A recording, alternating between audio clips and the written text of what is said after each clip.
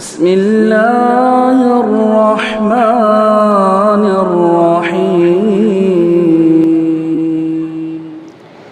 السلام عليكم ورحمة الله وبركاته.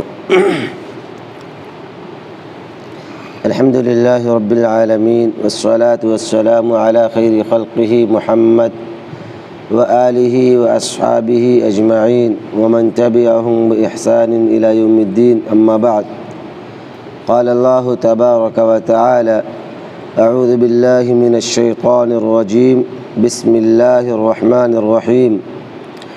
قل يا أيها الكافرون لا أعبد ما تعبدون ولا أنتم عابدون ما أعبد ولا أنا عابد ما عبدتم ولا أنتم عابدون ما أعبد لكم دينكم ولي دين.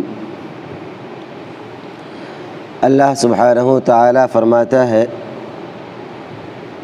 کہ قل یا ایھا الکافرون، کہہ دیجئے اے کافرو، لا اعبد ما تعبدون، میں عبادت نہیں کرتا اس چیز کی جس کی تم عبادت کرتے ہو.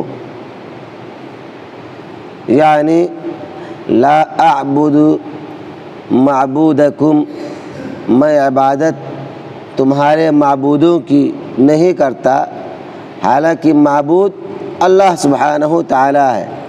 گویا کہ آپ یہ کہنا چاہ رہے ہیں کہ میں تمہارے معبود کی عبادت نہیں کرتا اور نہ ہی تم میرے معبود کی عبادت کرتے ہو. جیسے اللہ سبحانہ تعالیٰ نے حضرت یعقوب علیہ السلام کے سلسلے میں ذکر کیا ہے کہ انہوں نے اپنے بیٹوں سے سوال کیا تھا، کہا تھا اذ قال لبنیہ ما تعبدون من بعدی، کہ تم لوگ اے میرے بیٹو میرے بعد تم کس کی عبادت کرو گے؟ تو ان لوگوں نے کہا تھا نعبد الہک و الہ آبائک ابراہیم و اسماعیل و اسحاق الہ واحدا ونحن له مسلمون، کہ ہم عبادت کریں گے آپ کے معبود کی اور ہمارے آباء و اجداد ابراہیم، اسماعیل اور اسحاق علیہم السلام کے معبود کی. یعنی ان تمام کے معبود ایک ہی ہیں اور ہم مسلمان ہیں. اللہ سبحانہ تعالیٰ نے اس کے اندر فرمایا لا اعبد، میں عبادت نہیں کروں گا، یعنی اس میں شامل کیا ہے نفی، ان کی عبادت کی نفی کو ان کے معبودوں کے لیے زمان حاضر میں اور زمان مستقبل میں. اللہ فرماتا ہے وَقَوْلُهُ مَا تَعْبُدُونَ، جس کی تم عبادت کرتے ہو، یعنی جس کی عبادت موجودہ وقت میں اور مستقبل میں کرو گے. اللہ سبحانہ وتعالی آگے فرماتا ہے وَلَا أَنْتُمْ عَابِدُونَ مَا أَعْبُدُ، اور نہ ہی تم لوگ عبادت کرنے والے ہو اس کا جس کی میں عبادت کرتا ہوں. یعنی یہ لفظ جملہ اسمیہ ہے، اور جملہ اسمیہ کسی وصف یا ثبوت پر دلالت کرتا ہے. گویا کہ جب ان لوگوں نے علی وجہ ثبوت ان کی کفر کو ثابت کر دیا تو اللہ سبحانہ تعالیٰ نے ان کی عبادت سے علی وجہ اثبات نفی کر دی. اگر یہ لوگ توبہ کریں اور اسلام لے آئیں، یعنی ان سے کفر کا وصف جو ہے یہ زائل ہو جائے اور جو ثبوت ہے وہ بھی ختم ہو جائے، اور تو اللہ سبحانہ وتعالی ان سے یہ دونوں وصف ہٹا کر ان کو دوبارہ مسلمان مان سکتا ہے. لیکن جو لوگ کفر پر باقی رہ گئے یہی وہ لوگ ہیں جو ہمیشہ صحیح عبادت نہیں کر سکتے جس کی عبادت نبی کریم صلی اللہ علیہ وسلم کر رہے ہیں. گویا کہ اس آیت کریمہ کا معنی ہوا کہ جب تک تم لوگ کفر پر ثابت قدم رہو گے تو تم لوگ میری معبود کا یعنی میرے معبود کا یعنی میرے اللہ کی عبادت کسی بھی حال میں اور نہ ہی مستقبل میں نہیں کر سکتے۔ اس آیت کریمہ میں اور اس سے پہلے کی آیات میں دونوں میں مماثلت یہ ہے کہ اللہ نے براءت کا اظہار کیا ہے ان تمام چیزوں کا جن کی یہ معبودان باطلہ کی حاضر میں یعنی موجودہ وقت میں اور مستقبل میں کرتے ہیں۔ اللہ آگے فرماتا ہے وَلَا أَنَا عَابِدٌ مَّا عَبَدتُّمْ، اور نہ ہی میں عبادت کرنے والا ہوں اس چیز کا جس کا تم لوگوں نے عبادت کیا ہے۔ یعنی اللہ سبحانہ تعالیٰ نے کسی بھی امکان کی نفی کر دی اور اس کی صفات کی بھی نفی کر دی، یعنی گویا کہ یہ ممانعات کی سب سے اعلیٰ درجے کی ممانعت ہے، سب سے بلیغ ممانعت ہے کہ اللہ سبحانہ تعالیٰ نے منع کر دیا کہ ہم جن لوگوں کی تم نے عبادت کی ہے اب تک یا زمانے ماضی میں اس کی ہم عبادت نہیں کر سکتے۔ اللہ سبحانہ تعالیٰ فرماتا ہے ما عبدتم، اس میں شامل ہے وہ چیز جو انسان زمانہ ماضی میں کیا ہے، یعنی کہ مشرکین الگ الگ معبودوں کی عبادت کیا کرتے تھے، جیسے کہ ایک جماعت کا ایک معبود اور دوسری جماعت کا اس کے علاوہ دوسرا معبود۔ اللہ سبحانہ وتعالیٰ فرماتا ہے وَلَا أَنْتُمْ عَابِدُونَ مَا أَعْبُدُ، اس میں بھی اللہ سبحانہ وتعالیٰ نے ماضی میں کی جانے والی عبادات سے براءت کا اظہار کیا ہے۔ اگر کوئی یہ سوال کرے کہ اس میں ہم یعنی اس صورت کے اندر تکرار پاتے ہیں، یعنی ایک ہی آیات ایک ہی جیسی آیات بار بار آتی ہیں، جیسے قُلْ يَا أَيُّهَا الْكَافِرُونَ لَا أَعْبُدُ مَا تَعْبُدُونَ وَلَا أَنْتُمْ عَابِدُونَ مَا أَعْبُدُ وَلَا أَنَا عَابِدٌ مَا عَبَدتُّمْ وَلَا أَنْتُمْ عَابِدُونَ مَا أَعْبُدُ، یہ تمام آیات جو ہیں ایک ہی جیسے ہیں۔ کبھی اللہ سبحانہ وتعالیٰ نے مسلمانوں کو کافروں کی عبادت سے منع کیا ہے اور کبھی کافروں کو مسلمانوں جیسی عبادت سے روکا ہے، منع کیا ہے، یعنی تکرار ہے، ایک ہی لفظ ایک ہی جیسی باتیں بار بار اس صورت میں بیان کی گئی ہیں۔ اب یہ سوال پیدا ہوتا ہے کہ اس کا مقصد کیا ہے، اس کا فائدہ کیا ہے؟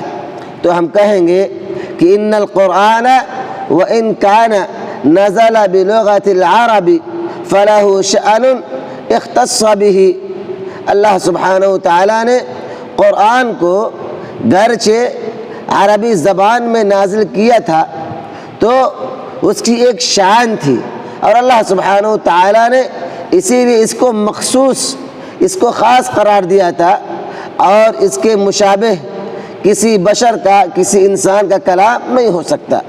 وَأَنَّهُ لَيْسَ فِي الْقُرْآنِ مُكَرَّرٌ لَا فَائِدَةَ فِيهِ، اور یہ بھی جان لیجئے کہ اللہ سبحانہ وتعالیٰ نے قرآن میں جہاں کہیں بھی مکرر الفاظ کا استعمال کیا ہے وہ فائدے سے خالی نہیں ہے۔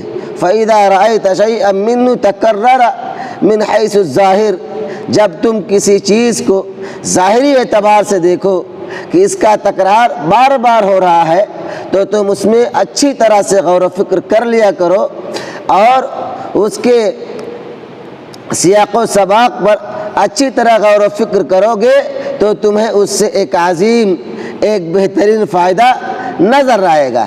جیسے اللہ سبحانہ وتعالیٰ کا قول لا اعبد ما تعبدون، اللہ سبحانہ وتعالیٰ نے اس آیت کریمہ میں حال کی اور مستقبل کی نفی کر دی ہے۔ وقولہ، اور اس کا قول ولا انتم عابدون ما اعبد، یعنی کہ تم عبادت نہیں کرو گے جس کی میں عبادت کرتا ہوں۔ اس میں اللہ سبحانہ وتعالیٰ نے اس بات کی طرف براءت کا اعلان کر دیا کہ لا تفعلون ذلك، کہ تم ایسا حال اور مستقبل دونوں میں نہیں کر سکو گے۔ وَلَا أَنَا عَابِدٌ مَّا عَبَدتُّمْ، یعنی اس کے اندر اللہ سبحانہ و تعالیٰ نے فرمایا لَمْ أَعْبُدُ قَطُّ مَا عَبَدتُّمْ، کہ میں ان چیزوں کی عبادت ہرگز نہیں کروں گا جن کو تم لوگوں نے زمن ماضی میں عبادت کے طور پر کیا ہے۔ اس میں اللہ سبحانہ و تعالیٰ نے زمن ماضی میں کی جانے والی عبادات کا کلی طور پر براءت کا اور نفی کا اظہار کر دیا۔ آگے اللہ سبحانہ و تعالیٰ وَلَا أَنْتُمْ عَابِدُونَ مَا أَعْبُدُ، اس میں اللہ سبحانہ و تعالیٰ نے زمن ماضی اور موجودہ وقت میں کی جانے والی عبادت کی نفی اور براءت کا اظہار کر دیا۔ فاستوفت الآیات اقسام النفی، تو ہم اور آپ ان تمام آیات میں دیکھیں گے کہ اللہ سبحانہ و تعالیٰ نے نفی کی قسموں کو ان آیات میں شامل کر لیا ہے، چاہے وہ نفی ماضی میں ہو یا حال میں ہو یا مستقبل میں ہو، عن معبود ہی، چاہے اپنے معبود سے ہو یا ان کے معبود سے ہو۔ اللہ سبحانہ و تعالیٰ نے تمام معبودوں سے براءت کا اظہار کر دیا۔ من کل ما یعبدہ الکافرون، ہر اس چیز سے جس کی کافر لوگ عبادت کرتے ہیں، فی کل زمان، ہر زمانے میں، چاہے وہ ماضی ہو، چاہے وہ حاضر ہو، چاہے وہ مستقبل ہو۔ وعلی ھذا فلا تکرار اصلا، جب اس صورت میں ہم اور آپ غور و فکر کریں گے تو پتہ چلے گا کہ قرآن کی جو یہ آیات تکرار کے ساتھ نازل کی گئی ہیں، اس میں دراصل کوئی تکرار ہے ہی نہیں۔ فکل آیت تتعلق بما قبلها، اور ہر آیت اپنے ما قبل سے یا اپنے ما بعد سے ملی ہوئی ہے، جڑی ہوئی ہے۔ ہر ایک کا اپنا ایک معنی ہے، اپنا ایک مقام ہے۔ جیسے ہم اور آپ غور کریں، اللہ سبحانہ و تعالیٰ نے قرآن کی دوسری صورتوں میں اس کا تذکرہ کیا ہے۔ اللہ فرماتا ہے وَأَذِنَتْ لِرَبِّهَا وَحُقَّتْ، سورہ انشقاق میں اللہ نے اس کو کئی مرتبہ ذکر کیا ہے، تکرار کے ساتھ ذکر کیا ہے۔ اسی طریقے سے سورہ رحمان پڑھیں، جس میں اللہ سبحانہ و تعالیٰ نے فَبِأَيِّ آلَاءِ رَبِّكُمَا تُكَذِّبَانِ، کہ ہم اللہ کی، اپنے رب کی کن کن نعمتوں کو جھٹلائیں گے۔ اللہ نے اس کو کئی مرتبہ ذکر کیا ہے، کبھی ایک آیت پر، کبھی دو آیت پر۔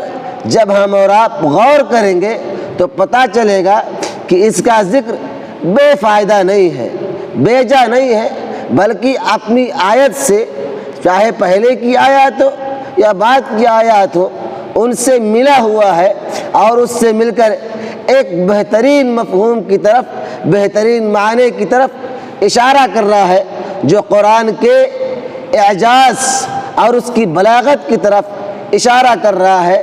تو مفسر نے اس سورت کے اندر جو تکرار اللہ سبحانہ و تعالیٰ نے بار بار بیان کیا ہے، اس کا فائدہ یہ ذکر کیا ہے کہ ہمارا یہ سوچنا کہ اگر ایک ہی مرتبہ ایک ہی لفظ کے ذریعے سے اس معنی کو بیان کر دیا جاتا اور طرح طرح کے الفاظ لانے کی ضرورت، بار بار لانے کی ضرورت نہیں تھی، اس کی نفی کر دی کہ نہیں، ہمارا یہ سوچنا غلط ہے، بلکہ اللہ سبحانہ و تعالیٰ نے جیسے استعمال کیا ہے، جن تکرار کا استعمال کیا ہے، وہ استعمال ہی در حقیقت صحیح ہے، لغوی اعتبار سے، قرآن کے اعجاز کے اعتبار سے اور قرآن کی فصاحت کے اعتبار سے وہی معنی اور وہی الفاظ صحیح ہیں۔ اللہ سبحانہ و تعالیٰ انشاءاللہ مزید تفصیلات اگلے درس میں۔ اللہ سبحانہ و تعالیٰ سے دعا ہے کہ مولا ہم تمام مسلمانوں کو قرآن پڑھنے سمجھنے کی توفیق عطا فرما۔ الہ العالمین ہم تمام مسلمانوں کو قرآن کے معانی اور اس کی مفاہیم پر غور و خوض، تدبر و تفکر کی توفیق عطا فرما۔ الہ العالمین ہمیں قرآن کے احکامات پر عمل کی توفیق عطا فرما۔ آمین۔ السلام علیکم ورحمۃ اللہ وبرکاتہ۔